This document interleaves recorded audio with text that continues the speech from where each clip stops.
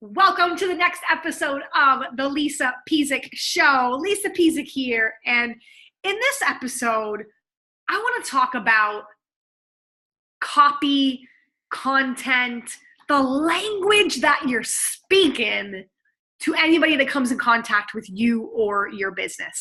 Why is this so important?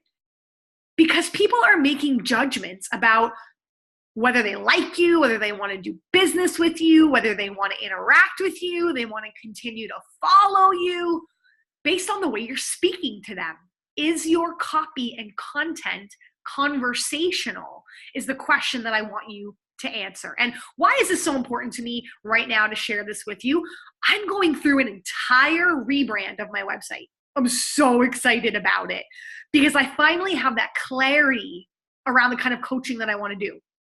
If you listen to my last podcast last week, I talked about how I'm killing my plan B, that I'm a business and wellness coach, but I'm killing the wellness side of it because it created market confusion. People weren't sure whether to come to me for business or for wellness or for both. And it was one of those curses of when you try to be a jack of all trades, you master nothing. When you try to speak to everyone, you speak to no one.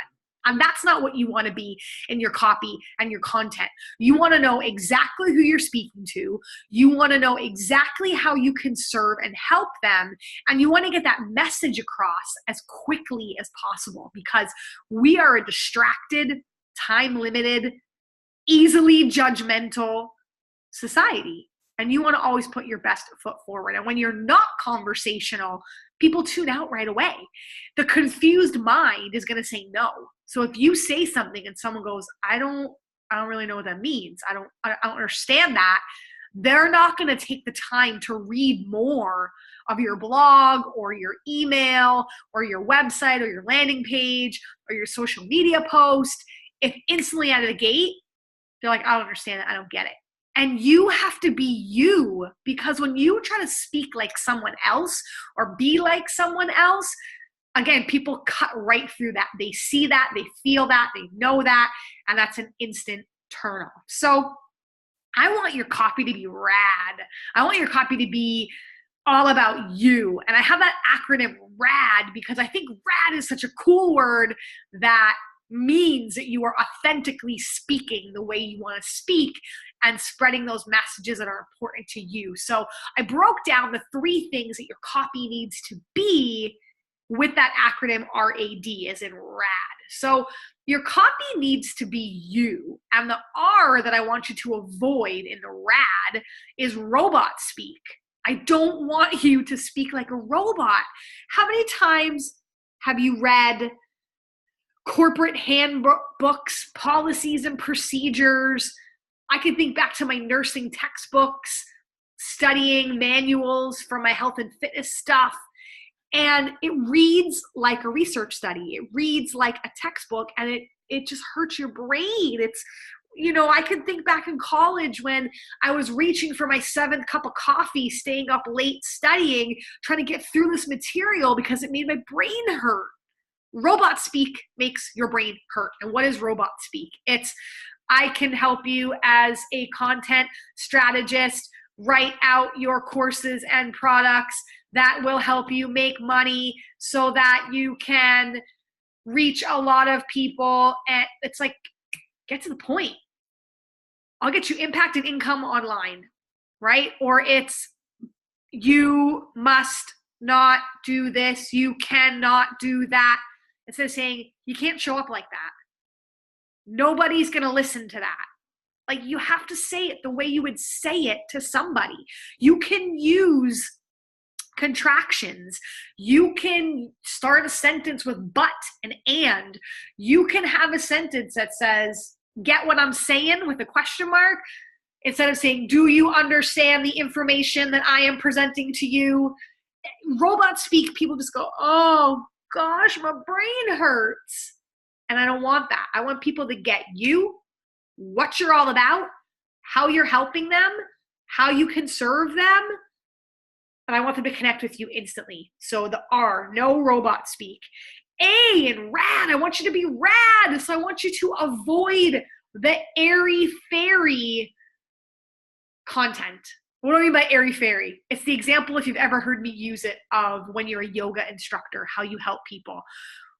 I love the airy fairy concept. I love manifestation. I love yoga. I love gratitude practices. I love it all.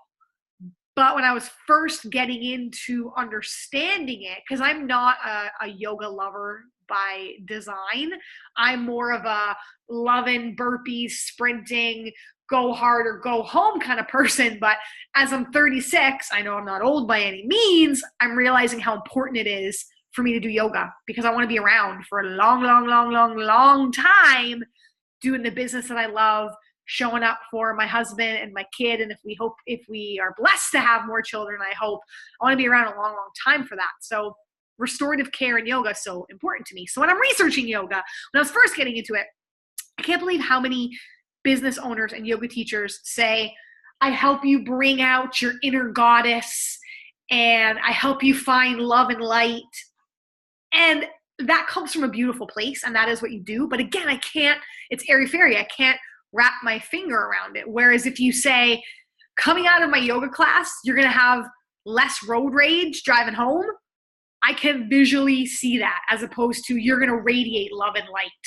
I don't know what is love and light. I don't understand that. But less road rage, I get that.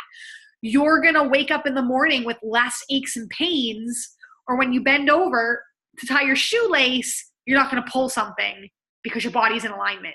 I get that, as opposed to you're going to be a flexible soul searcher that does whatever it is. You get the picture in your mind where you're like, I don't understand, right? Your stretching will be limitless. I don't understand that. But bending over to tie my shoelace and not hurting myself, I get that. So I don't want your language to be airy-fairy. Even things which we'll go into our next one, the D in rad, don't use squishy words like sexy and juicy. I saw someone who's an amazing writer, and I love her dearly, and I love her writing, but she describes her book as juicy. It's a juicy book. And in my brain, whenever I hear juicy, I literally think like squishy, orange juice, juicing. I just, my brain goes, huh?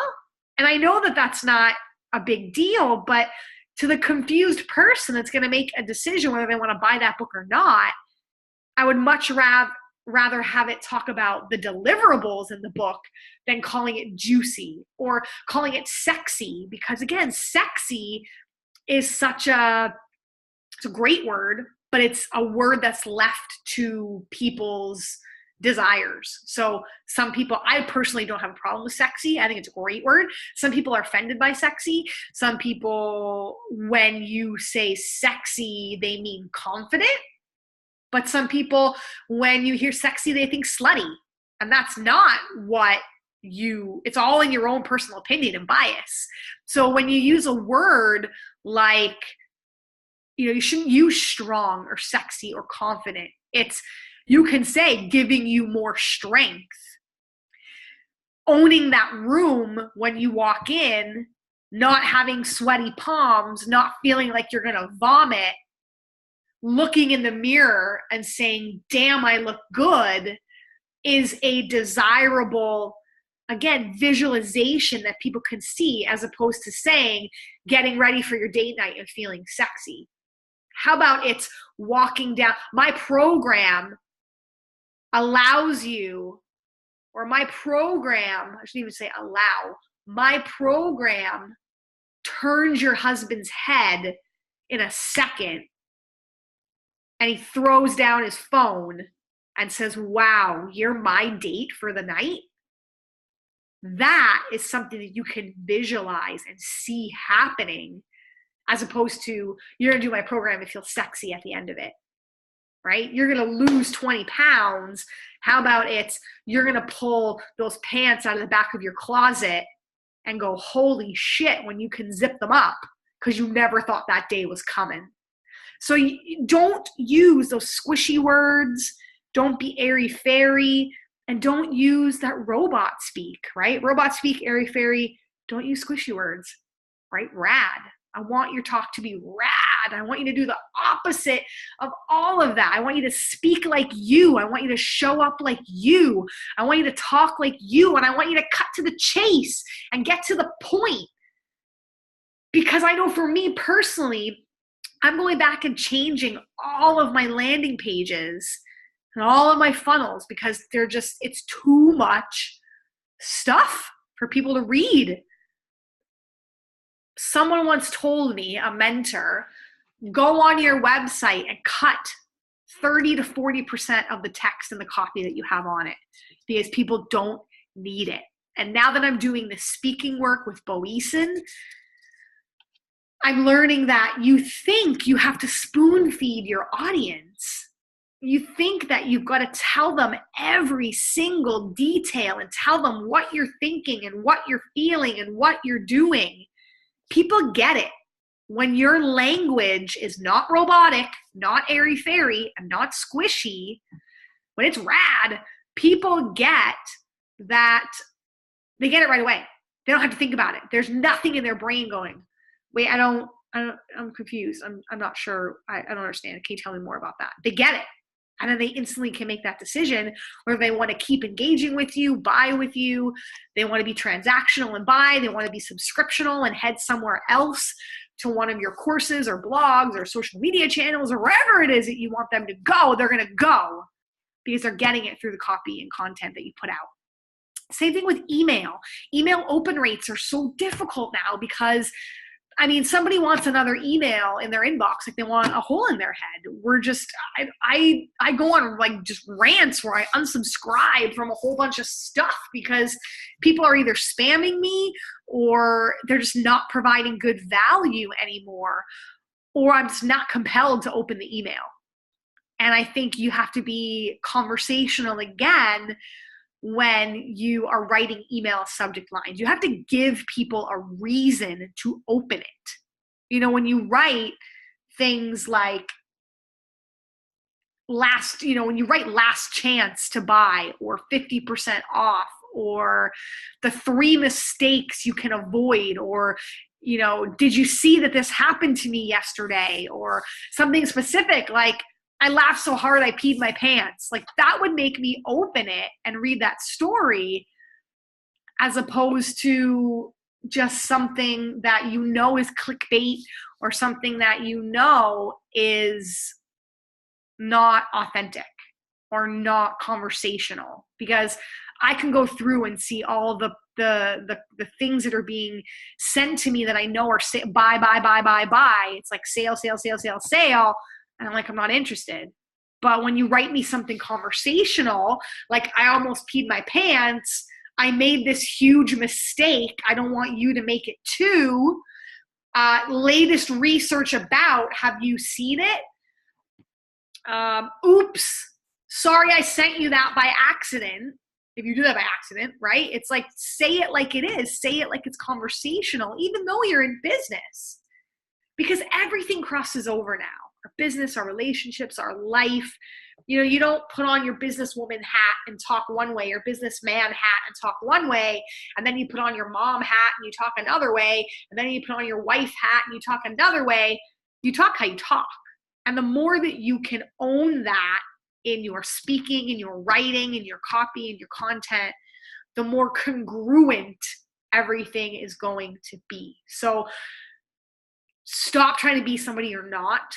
Stop overthinking it. Stop thinking that you need to write these complex, long-winded things that nobody has time to read. Get to the point, make it meaningful, make it visual so people understand exactly what you're saying, and make it a curiosity. If it's an email headline or something like that, make it a curiosity that makes them want to open it or gives them a reason to open it.